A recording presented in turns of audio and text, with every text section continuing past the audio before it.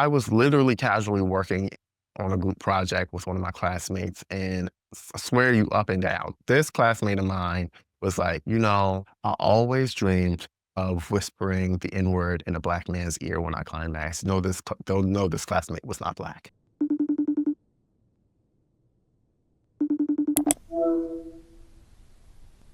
Hey, y'all. Welcome to the Freedom Collective podcast. It is me, your host, Shahem Mclaurin. And I just want to take this time to introduce y'all to this vision. And I want to be honest about how I'm feeling about it. I'm terrified. I have been contemplating starting this podcast for so long. I actually started the recording process like 6 months ago, but I've been so hesitant to put myself out there. And then I remembered that I am always encouraging people to do things even when they're afraid to do it. So this is what today is going to be about. I'm going to explain to y'all what this podcast means. I'm going to talk a little bit about my fears, and I'm going to tell y'all a little bit about my story. That's the hope for today. This podcast has 5 segments, and each segment is designed to bring something to the table. I want to bridge the gap between people and mental health care. Although this is not a substitute for therapy, my hope is to create a space where we can all learn together and grow together. One of my favorite segments is the Toolkit, for example, where me and any guest that come on here will share things that help them get through the hecticness that is life. So we're all going to be expanding our mental health toolkits together. But the name says a lot, and I think I have to start by telling y'all why this podcast and my practice are both named Freedom Collective. And I think it's so important for us to get to the nitty-gritty of why that is. So for starters, I was partially raised by my grandfather. My grandfather's name is John Frank Mclaurin. He is the pinnacle of community when I think about what community meant. He always had a house full of people. He always fed people. My grandfather, I watched him have a pack of 6 crackers and offer at least 4 of them to other people. And his favorite saying was, "Y'all have some?" Because he's a country man. He was from North Carolina. And I watched him take care of so many people, myself included. He caught people when they fell. He provided soft landings. He provided all of the things that you can think of when it comes to actually nurturing and showing up for other people when they're in need. And Frank, his middle name actually means free. So one of the reasons why I lean in the direction of naming my practice the Freedom Collective is because I want it to be, at the end of it, it's still in the process of being built right now, but at the end of it, I want us all to collectively have a space where we can come together, nurture each other, share, and I want things to be accessible. That is the main goal. That's why it's called a collective. The collective is in formation, don't get me wrong, but I have so many goals for this in my practice, including a therapy fund where people can have free access to like really good mental health care. I hope to not only provide like a safe place for people who need mental health care, but also a safe place for mental health providers, future mental health providers to be paid fairly and equitably. And I think that we can all do that together. But the name Freedom comes from my grandfather, who, again, is one of my childhood heroes. He's one of the few adults in my life that made me feel safe. The goal in doing all of this is safety and collaboration and building community in the process. And with that being said, let's get into these segments, because the segments is going to be how I tell this story. And the segment structure is how other guests, when they come on, are going to tell their stories. My hope is that the audience, our community, our collective, that we will eventually have people coming on here to share their stories too. My goal is not to be some platform that is solely based on reaching out to like celebrities or like big influencers, people with large platforms. I want to hear from everyday people who have everyday problems, because we all deal with mental health issues and concerns. And I want that to be an even playing field. The goal for this is to have people who can come and share this space with me. And the goal is not for me to be unilaterally like dictating it. And the goal is not for me to only be reaching out to people who have specific walks of life. So the first segment is going to be intake. And the goal of the intake segment is for us to have a warm way to come into each session. You see what I did there, right? Because it's gonna be like a therapy session. This is our own little session. It's not therapy. I can't emphasize that enough. This is not a replacement for therapy, but the goal in these sessions, these episodes, is for us to explore mental health journeys and to help each other through shared storytelling. Storytelling is so important and essential to how you heal, right? Our peoples knew that before we got to this state in the current state of mental health care, because narratives, stories, that is the glue to humanity, right? All of us are a compilation of stories overall. And with that being said, each intake section, I'm hoping to introduce a small question that can get me and all future guests that come on here warmed up to, what we got going on. So the first little intake segment question I'm going to ask is, what's one thing that's made me smile this week? And I will say this, right? Like I said, I have a lot of anxiety when it comes to launching this. I know I can seem so confident to a lot of people, but I'm a human being. All human beings get anxious and scared. I was super nervous coming into this because I knew that not only would I be sharing a lot about myself, but I would be taking a risk. You always take the risk when you put yourself out there of falling flat. And frankly, I had to take a step back and reassess, because I don't care about numbers. I don't care if I can't touch every person on this planet. I don't care if I'm not the most popular. I don't care if I'm not the most influential. I don't care about any of that. So long as I leave this earth knowing that one or two people's lives have been changed for the better because of something I did, I will go to my grave in peace. Okay.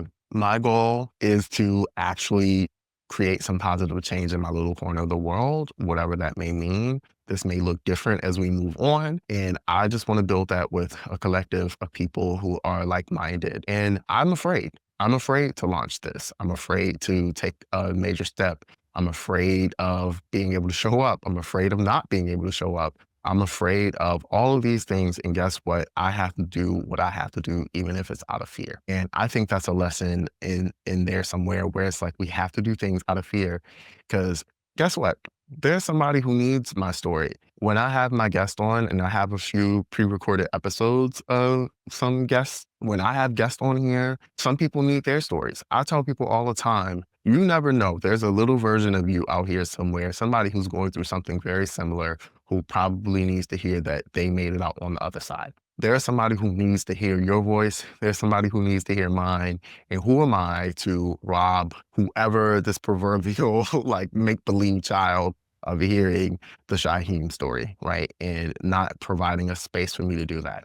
I don't expect anything from this. I just want to impact the world in a positive way. And I'm anxious. I'm anxious. And I think that's okay to say. Something that made me smile this week is doing it anyway, doing it scared. It's okay to do things while you're afraid. Some of the best things that come out of life are going to happen when you're afraid, because when you're not afraid, you are probably too comfortable. And there is a such thing as good discomfort. And fighting through discomfort is super important if you want to grow. And that is what I'm going to do here. I'm super terrified of launching this platform. I am. And I'm going to do it anyway. And that makes me feel good, because guess what? I'm living what I preach. I'm practicing it. And I hope that y'all can join me on the way. And again, I'm nervous, so bear with me, please. And if you could, please rate the podcast positively. Please leave comments and reviews. This is anxiety inducing, and if you help me out, it'll help me get through it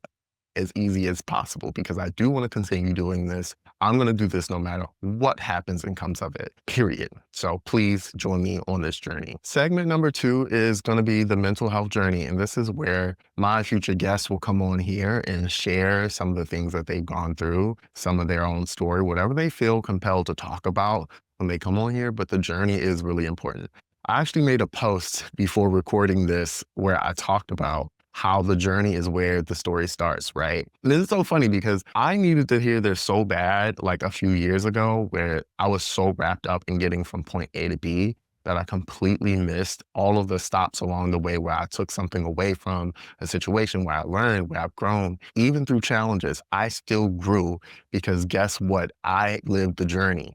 The journey is so important. So that is why I want to emphasize that here. With that being said, who am I? Who is Shahem? A lot of people have met me at so many different phases, and even my content creation journey, and even my journey as a public educator.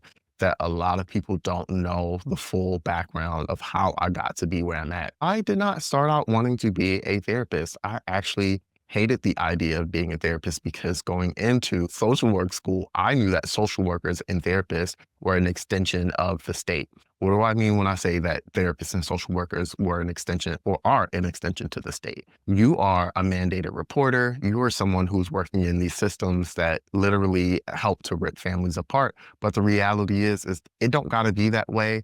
And my hope is to change this as I impact this profession. As I navigate this field, my goal is to challenge the way that we have been conditioned in our educations to support police officers in impacting families negatively. My role is to challenge the way that we approach therapy through a colonial lens. My challenge is to decolonize therapy, and I'm going to do that. If I do anything, I hope to impact it even a little bit. If I set up the first pebble to be thrown to crack this glass ceiling, I will like go to my grave, like I said, a happy person. But I got into being a therapist through community organizing. I was community organizing in high school. When I was in high school, that's when I was first part of a group that co-founded an organization where different members of the community came together and they shared their own personal narratives about how being of different class backgrounds, racial backgrounds, gender, sexual orientations, all of it, like how it impacted how they were able to live in our community. I was in Southeast Baltimore, which is where I was born and raised. Hello, shouts out to Down the Hill, shouts out to my home city. But yeah, I was community organizing. And through community organizing, I was put in the path of so many wonderful, amazing community social workers. And I was always hesitant about social work from the beginning, because when I was a kid, I was placed into the foster care system, albeit briefly, but I was in kinship care for over a year. And it was really tough growing up and witnessing that. My first memory of social workers was me hiding in the back of my grandfather's truck, trying to dodge the social workers from taking me away because I was living in a chaotic environment. My first memory of social workers was them taking me from that truck and putting me in a car and then taking me away to a place where I had no idea where I was going. I felt powerless in that situation. And my association with social workers was social workers are going to take you away from the things that you know and love. Looking back in hindsight, that was one of the best things that could have ever happened to me, because definitely in the environment I was living in, the state that my family and home was in, it was just like uninhabitable. And I'm thankful in hindsight, but at the same time, I still acknowledge kids who go through the foster care system, kids who go through those processes of being stripped away from their families, that creates a lot of trauma. And I didn't want to be a part of that. Lo and behold, I wound up being a social worker. How the hell did we get here? Like I said, I was community organizing and I got put in the path of so many wonderful community social workers. I saw this one social worker, Agatha So. I will never forget Agatha So. Agatha So, if you're watching this, love you down, girl. But Agatha So, I saw her one day. She got a bus full of immigrants in the community together to go down to DC to protest for DACA rights. And I was enamored. That is the type of work I wanted to do for so long, because I grew up, again, very poor in Baltimore. I grew up in a chaotic home environment. I knew what it was like to be one of those kids who was stripped away from their family. I knew what it was like to be somebody who was at the hands of these systems. Even if I didn't have all the language when I was a teenager organizing, I knew for a fact how painful it was to be at the hands of things like poverty, because poverty is a very limiting thing. It impacts every facet of your life. Poverty impacts every single facet of your life. And my goal was to make sure every door I opened, there would be one open behind me for somebody who lived the same life I lived, somebody who walked the same path of being a poor Black or brown kid in these neighborhoods that were often forgotten, never given proper resources. So seeing Agatha So put this bus full of people together to go protest for the rights of people who were living in these conditions, it was something that amazed me. And I frankly was graduating from college at the time. Let me go back a little bit. I'm a first generation college graduate, both in undergrad and grad school, first on my mom's side, dad's side, to go to college and finish. And that's no shade at all, but it was a big task. And I just was honestly swinging in the dark, y'all. I did not know what I was doing. And I know once I was graduating from undergrad, I had no idea what my next steps were going to be. I had already built so many connections working in the nonprofit sector in Southeast Baltimore. I did start working in there full time, but I knew that wasn't where I didn't want to stop there. And I talked to a bunch of social workers and asked them, like, okay, is social work, going to school to get my master's in social work, a good idea? Will it actually like help me to strengthen my skills as a community organizer? Because that's what I knew at that point, and that's what I wanted. I wanted to make sure I was challenging systems and institutions, and I was going to be creating better pathways for people to change their material realities where they didn't have to struggle day in, day out. And the resounding answer was, yeah, it's a good way to like practice some skills. And I have to say, when I went to grad school, because I went to NYU for grad school and I was there on the macro track, I learned a lot of things that I did not know before going in. And some of those things were not as, some of those things were not as positive as others, but I'll get to that in a bit. So there I am. I just graduated from undergrad. I didn't talk to all these social workers. I'm like, okay, I guess I should go and try this out. I have no real solid plan for what's next in my life. So I'm going to just take a risk and I'm going to apply. Only problem is when I went to apply to get my master's in social work, the deadline had passed 2 weeks before I even decided to throw my hat in the ring. And I'm very much the type of person who is not going to force anything.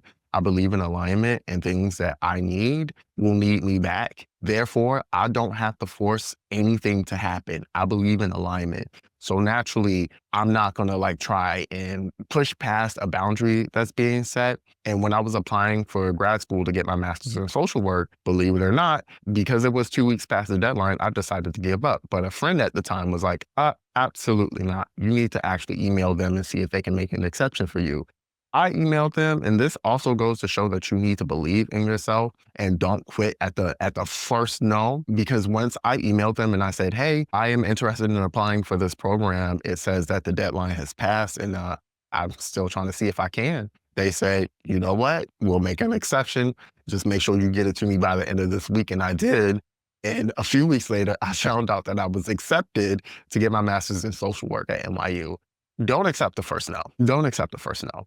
And you have to try, and things that are in alignment will align with you eventually. I feel like I was meant to go to NYU for better or for worse, and I still feel like I learned a lot, and it has so much, in so many ways, shaped my life for the better. Although the experience wasn't 100% positive, and I'll get to that in a bit, give me 1 second. I have to say, I met so many wonderful people. I made so many wonderful connections. I made friends that I think are going to be lifelong friends. I met mentors that have guided me, okay? I would not be a therapist today if I did not come across the people that I came across. There I was. I got into NYU despite applying 2 weeks late. I still did not want to be a therapist. I went into grad school specifically noting that I would not be a therapist. I was vehemently against it.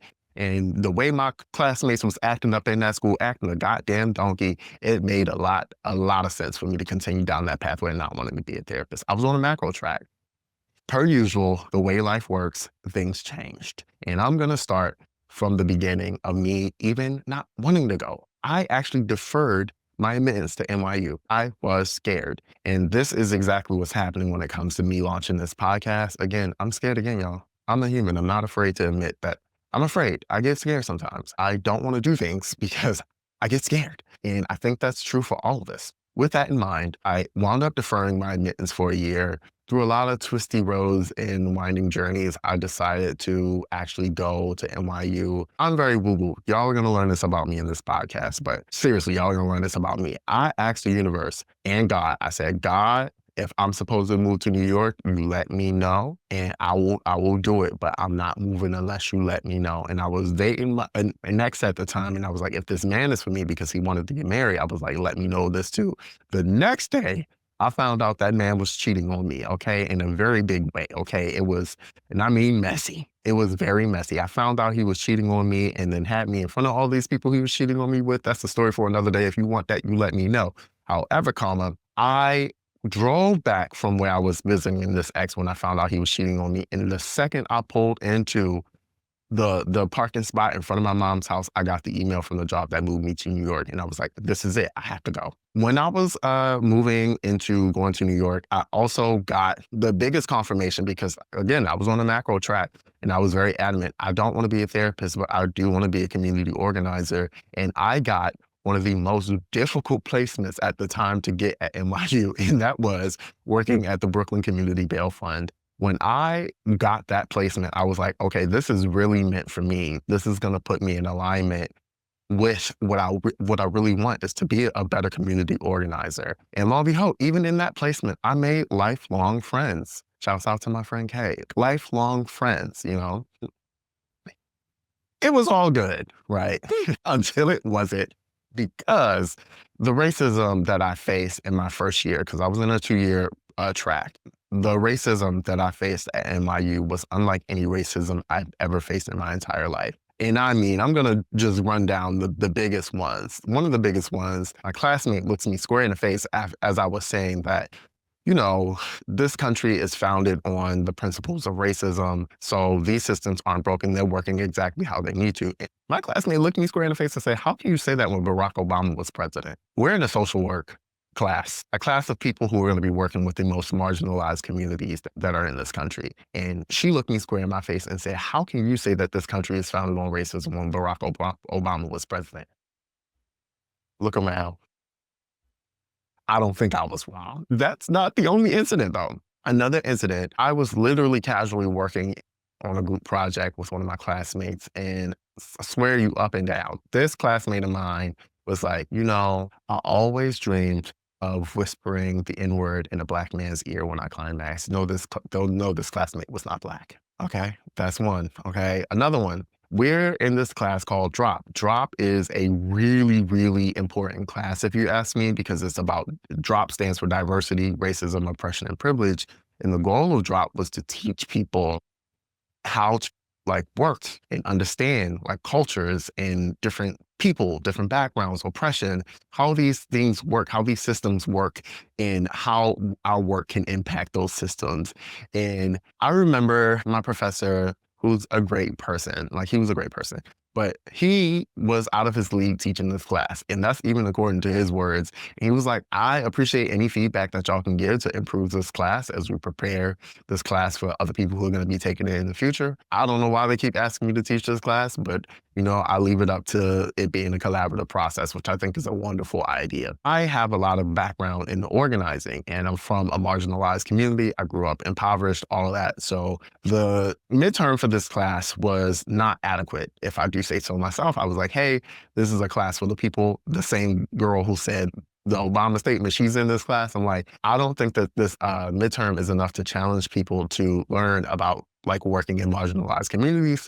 So I suggested that we make an amendment to the midterm so people can actually take something of substance away and learn. This one classmate of mine looked me square in my face. He looked me square in my face and he said, how dare you question this professor? I said, he asked for feedback. My professor was like, I asked for feedback, okay? And then he amended the midterm because and God bless his soul. He was just he's like, I don't understand why these kids are so racist. Because all of my professors in all of these racist experiences I'm telling y'all about, all of my professors were shocked. Okay. And I have to shout out my professors because they were all shocked that they were dealing with this level of racism. And then it dawned on me, I am the only Black male in this entire cohort. Most of the cohorts in the Silver School of Social Work at the time, I was the only Black male. That was the only way I stood out. There were no other Black males in that entire program. And for some reason, because of that, I was like a magnet. I was a lightning rod for these racist experiences. It was so ridiculous. I just didn't understand it. Naturally, me being the loudmouth that I am, and trust and believe I got a loud mouth, I went to my dean. I complained to my dean several times, and my professors, I'm like, hey, y'all need to get a handle on this. This is getting out of hand. It is extremely racist, and it's to the point where I can barely sit through these classes because my classmates keep saying these racist things. I had another incident. All of my professors weren't innocent in this. I had another class, right? This is during the time where Trump was first elected into office. He was putting kids in cages when it came to the deportation stuff. And we started off one class like shouting out a bunch of factoids that we read in the news. In one of mine, I was like, hey, like I actually read this article and they were saying that they're forcing these kids into trafficking because they're forcing these kids into the foster care system and separating from their families without informing their families of where they're going. Kids are losing track of like their parents and all of that.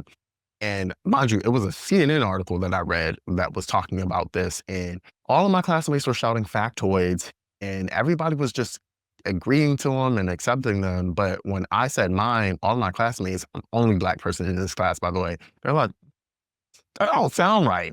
And I don't think that's true. You need to check your sources. Then my professor in front of the whole class goes, you need to be able to like make sure you're getting your information from reputable sources. And it was to the point where in the middle of class, I had to literally open up my laptop and pull up the article, the CNN article, and show the whole class for them to be like, oh, okay, I guess that is kind of messed up. And then I went up to my professor after class and I was like, hey, that felt really racial because I'm the only Black person in this class and the only person that you challenged about knowing how to cite a source. I'm in grad school at NYU.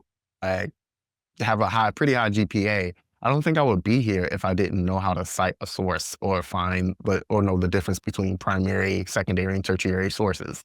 I'm here for a reason. And he was like, yeah, I guess that is a little racist. That was the extent of the apology, mind you. But yeah, y'all, like I went through so much stuff at NYU. But the biggest thing that blew the lid off of everything, and I'm telling this story for a reason because it put me in the crosshairs of the woman who changed my life. But the biggest incident that happened was I was in Paris. I had let my professor know ahead of time. The same professor who was arguing me up and down, she told me that I was being disruptive one class because one of my non-Black classmates was confused as to why he couldn't say the N-word. And I was like, you can't say the N-word because you're not Black.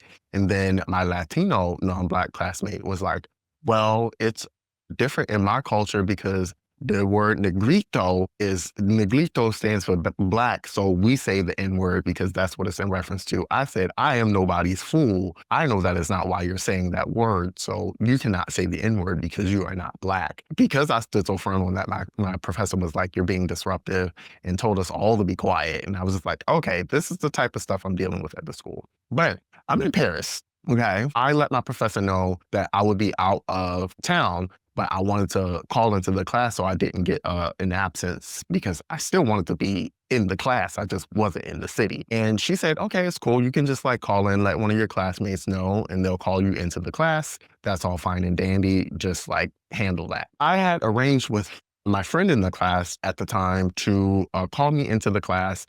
And she wound up actually being absent that day where she was supposed to call me into the class. So I sent a text blast to the entire classroom. And I'm like, hey, y'all, can somebody call me into the class because I need to be called into the class. My friend didn't come and I'm just trying to make sure I don't get an absence. Nobody responds. Cool, that's fine with me. I don't expect the world to move with me just because I'm having an inconvenience. It's not an emergency for anyone else. That's fine. I really didn't take it personally. I'll take an absence on the chin. I'm really that type of person. And then one of my classmates emails me after I missed the class period, obviously. I'm like, I'm in Paris. I don't really give too much of a damn about that. But he emails me and he's like, hey, we actually talked about your email in class. All of us knew that you sent that email, just none of us responded. I was like, okay, that's weird. I didn't even want to respond to that message because it's like, I don't know what to do with this information. If I already missed the class, y'all talked about it. I'm not surprised that y'all are real oppy. It was real oppy in that class to begin with because y'all arguing with me to say the N-word. So I was like, it's oppy anyway. I don't need to entertain this. And I didn't. An hour or two goes by, and this classmate again responds to himself because I never replied to his email. And he's like, honestly, I was presenting today. And it's like, I think this man was trying to egg me on into like a battle or something. And I wasn't giving it to him. He's like, yeah, I was presenting today. And frankly, I just didn't feel comfortable having a Black presence in the classroom. I'm paraphrasing here, but he basically said he didn't want Black people in the class while he was presenting because he didn't feel comfortable with that. At this point, given all of this context that y'all had before this, where I'm experiencing all this racism, I'm trying to handle it in-house. I'm trying to like do the right thing and go through the proper channels and to no avail. So I had it up to here and I posted the screenshot of that email on the internet. It went viral. Okay. People were upset. And that goes to show like I was not tripping and other people understood like that this type of behavior, the way they were talking to me, the way they were treating me, it was absolutely unacceptable. And it went viral and it got picked up by a few major publications for higher education. And that's when the battle really got started. When I say it got started, it got started. Okay. It got started because the vice president of NYU and I are going back and forth in the press releasing statements. I'm making it clear like that my beef isn't even with the specific student. It's with the systemic racism that I've been facing nonstop since setting foot into NYU. And it really was just like a big blowout. The reason why I say this put me in the crosshairs of the woman who changed my life though, because that was my first year. Mind you, this is my first year of a 2-year program. This is just the first year. But after that, had went on summer break. I desperately needed that. It was burning me to a crisp. I had gotten thrusted into this position that I did not ask to be in, of being like this like martyr of the school, like championing for the rights of students and against racism. And it was burning me out, frankly. And we don't talk about that enough. Sometimes you get put in a position you don't even ask to be in because you're forced to advocate for yourself and other people because of how other people treat you. You're forced. And that is ridiculous. And that's the position I found myself in. But after all of that, I came back in my second year of school and I applied to be a graduate assistant for my mentor slash professor, Dr. Linda LaSalle Bryant. And that really changed my life. She heard what had happened to me up at the school. She thought it was compelling. She thought I was a very intelligent person and didn't deserve any of the things that I had went through. And she was like, come with me. You want to learn macro social work? I'm gonna teach you that. So Dr. Linda LaSalle Bryant ran the Adaptive Leadership Program, which is basically this program that talks about like communicating with people, setting people up to do the work of building coalitions and community, how to lead and how to enact change in these environments that are staunch with these systemic issues and problems. And when I tell you, that's where I learned the most I ever did anywhere else in life, because even one of the simplest things that she taught me was shared definitions and how important shared definitions are, because that keeps you accountable to what other people are doing. Like she's taught me so much. Oh my God, I learned so much working with Dr. Linda. And shouts out to Dr. Linda. I don't know, I doubt she'd be watching this, but if she was, or if she is, love you down. But I say that to say, Dr. Linda really took me under her wing and taught me so much, where I was already struggling in an environment where people had already like deemed me to be a disruptor, a problem. Also, shouts out to Dr. J, who also works at NYU still, I believe. And Dr. J had to sit me down. He was my advisor in my first year. And he had to sit me down and tell me, Shahem, you are a disruptor.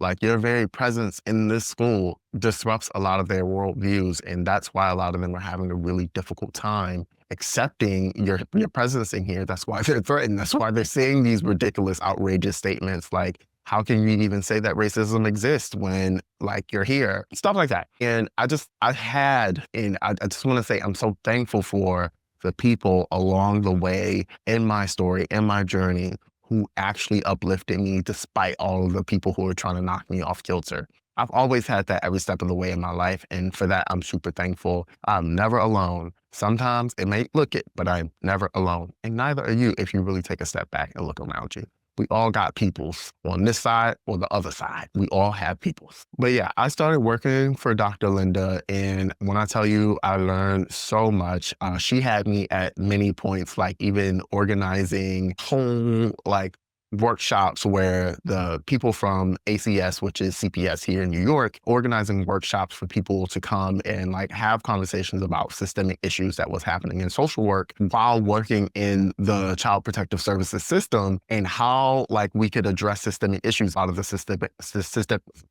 and how they had been working to address a lot of the systemic issues. And mind you, remember, that was a huge deterrent for me in being a social worker to begin with. So to hear that there are actually people actively working on these things, people who actually want to challenge these systems to do better by the families, by everybody. It just like literally, it was like what I needed the most. So specifically in this workshop that I helped to organize to have people talk about this, I met one of Dr. Linda's friends, and Dr. Linda's friend works at ACS, but they partner with a lot of different organizations to do preventative care. For those who don't know what preventative care is, that's where social workers go in and they try their best to help families to avoid going into the foster care system to begin with, providing them resources, interventions that will stop whatever behaviors that may be causing this. When I was graduating from grad school, I'm still stubborn. I'm a Taurus, if you don't know this. Taurus sun, Pisces moon, Sag rising, but definitely Taurus sun. I'm stubborn as an ox sometimes. And I was like, okay, I'm graduating now, Dr. Linda. Thank you for everything. I'm going to go back into community organizing. I want to do more admin work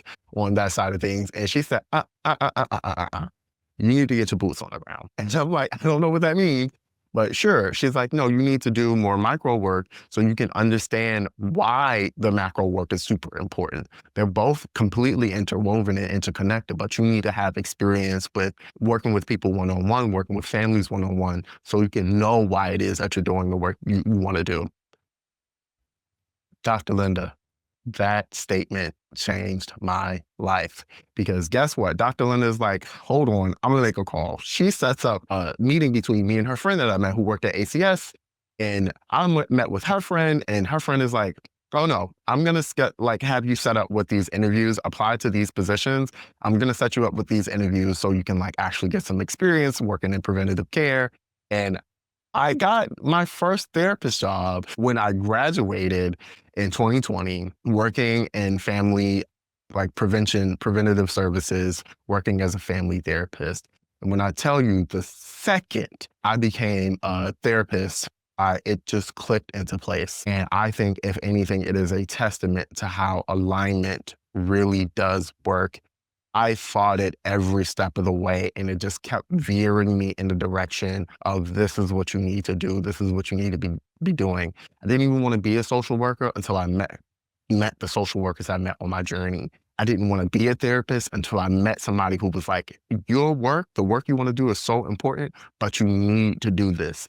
And when I tell you it clicked into place, I regret nothing about becoming a therapist because it is it is so meaningful. The work is so meaningful. And I found a way to do it in a way that still connects to the macro. And that's why I want to do this podcast too. Even if I'm afraid, even if I'm like pushing against it sometimes, I know that this work is what I'm meant to be doing because it just is. I feel it in my bones. When I started being a therapist, working with these families, seeing these families change, knowing like the intrinsic changes that needed to happen, the lack of resources, and how like therapy itself is still super helpful to changing people's material realities. How I'm just working at it from one side, and I can do it from all sides if I want. But I learned so much in my practice as being a therapist. In fact, I was being offered supervisional positions like very early on in my career before I even got the licensure to become a supervisor, because like I was working in places and they were like, you are such a natural at this. Like you're such a natural at this. This is just something that fits with you. And I don't say that to be cocky, but it is just something that lives in my bones. Like I feel like I'm doing what I need to be doing. And I feel like I'm in alignment with my purpose. And Dr. Linda changed my life by making me get my boots on the ground. And I'm very happy that she did that. And I'm hoping that, I can continue to do what I need to do to live in my purpose. If anybody gets anything from this, I feel satisfied. A little bit more of the background. I come from a very toxic, upbringing. I'm not going to lie. Although I am closer with my family now, I would be lying if I said that I did not come from some hardship. I grew up in abject poverty. I had a very abusive father, and I mean physically abusive to my mom. One of my earliest memories is him hitting my mom upside the head when he was trying to teach her how to drive. One of my earliest memories is him beating me so bad that I was bleeding. And the only reason why I even think I'm alive today is because I ran from him and hid under a table. I grew up in a very harmful, abusive environment.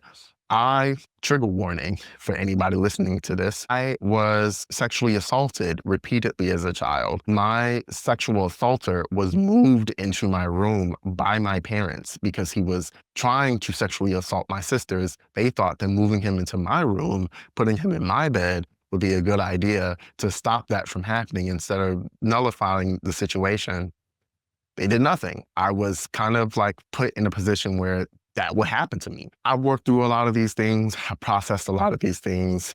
I've had several conversations with my mom at the very least where she's taken accountability. That doesn't necessarily stop those things from having that happen, but I have worked on these things, and I think in working on some of the things that I've experienced, it has made me more equipped to help people work through their own stuff, right? When I first told my mom when I was like in the 8th grade, like I was molested as a child, her first words to me were, "That's not true because you're a boy. Look, I can't protect my mama from like," because she's already apologized 1,000,003 times, but like that is the type of stuff that I come from. I have been paying for my own school clothes and school supplies since I was a 14-year-old. When I first went to college, again, I'm a first generation college graduate and student. When I went to college, I had to move myself because my family really did not see the importance or value in that because they didn't understand it. Nobody else in my family ever went to college. I had to do a lot of these things alone. I had to take a lot of steps alone. And that's not to get at my family. It's more to say, like, I have had to learn so much along the way. And I think that has made me more equipped to do this work. I could spend all day going into every in and out of my own personal story, but I think the story of how I became a therapist is really where my journey starts and what led me here. Thank you again to anybody joining me on this journey. I genuinely appreciate it. And yeah, that is the journey. That is my second segment.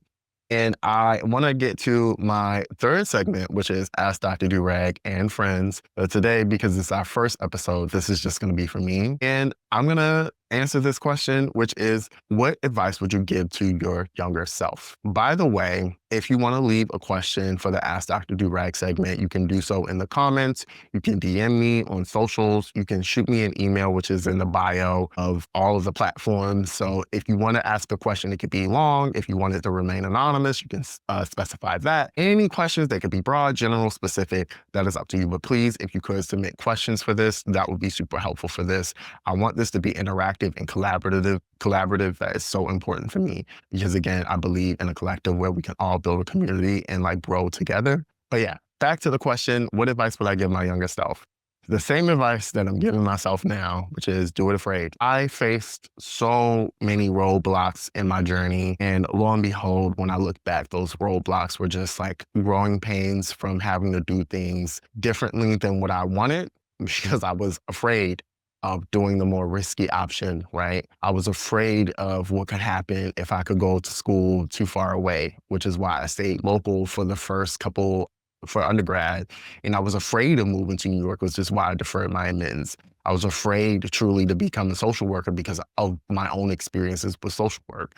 I was afraid of being a therapist because I didn't want to be an extension of the state. I was afraid of all of these things, and I came in and I made my own way. I figured it out, and I maintained my own values while doing so. And sometimes you're going to have to do things afraid, even if you think that you might fail, even if you think that you might fall flat on your face.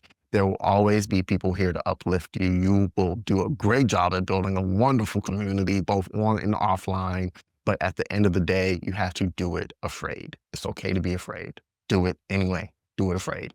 And that's my advice to my younger self. So then my fourth segment, and this is probably my favorite segment outside of the toolkit, because I told y'all the toolkit is my favorite one. But my favorite segment outside of that is what's your anthem? And this is where I want me and future guests to just share any piece of media, any music, any movies, any shows that are helping them to make it through this very chaotic and hectic life. And right now, one of my favorite songs is, of course, I'm gonna have to throw it back. I'm gonna keep it classic for the first episode, Bag Lady by Erykah Badu. I play this during sessions sometimes because I think it's just such a beautiful song that really embodies like what it means to be carrying around a lot of trauma and how that trauma can impact the way that you move, but it's done in such a beautiful, soulful way. Shouts out to the Piscean community, because if y'all do one thing right, is make a song. And Yeah, I think Bag Lady fully encompasses like what it means to let it go. Because sometimes you do have to let it go.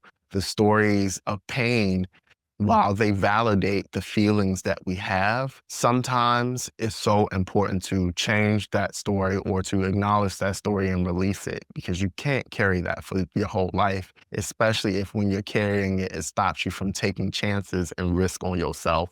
You gotta let it go. Put them bags down, Pookie Bear. They're a little heavy. Lighten the load. Yeah, shouts out to Erica Badu. Okay, last but certainly not least is the toolkit. And the toolkit is my favorite segment because it is a way for all of us to expand our own personal mental health toolkits. Sharing is caring, okay? We're gonna really emphasize that over here. This is a community, this is a collective, this is what we're building together. If you're listening up to this point, I love you. Down. Thank you for believing in me and supporting me. Again, I'm afraid, and that's okay. And I got people who can support me through that fear. All right. So, what I am going to add to the toolkit this week, something that I want to put forth in the toolkit is findhelp.org. Okay. Y'all know I talk about this like religiously. It is a way for you to find local resources. You type in your zip code, and then it will pull up a bunch of information around different resources in your local area, food banks, help with transportation, legal aid services, you name it. Type in your zip code and it'll help you. I really am a firm believer in findhelp.org. I think it's a beautiful organization and I really just want everybody to have access to resources. And this is the perfect way to kick off this show because that is something that matters to me. And if it matters to me, I hope to share that with you. Okay. With that being said, y'all, I can't believe I got through this. Thank you so much for joining me. I'm excited for this next step in the journey. I thank you for joining me on this ride. Please leave a review, a positive review if you can. If it's negative, that's fine too. But please leave a positive review, leave a comment, like, share, whatever you can, because all of that helps me and it helps us because I want us to eventually build out a collective and do this in a collaborative way. As far as how other people can come up, people from the audience, I want us to eventually have it to where people can come on. If you want to come on the show, feel free to email me. I want to hear stories. If you feel like you have a compelling story, if you have something you want to talk about that you think people need to hear, talk to me. I want to hear your voice. All of us deserve to be heard, and that is one of my goals here. Thank you again. If I left anything out, I am so sorry. If you're watching this on YouTube, please like and subscribe. If you are listening to this on a podcast platform, please rate it and follow. Do the things. I appreciate y'all deep and down. Yeah, if you have any questions, please feel free to leave them in the comment section. And again, please know that you're doing better than you think, better than you know, that you are not alone. Over and out. Thanks y'all for listening.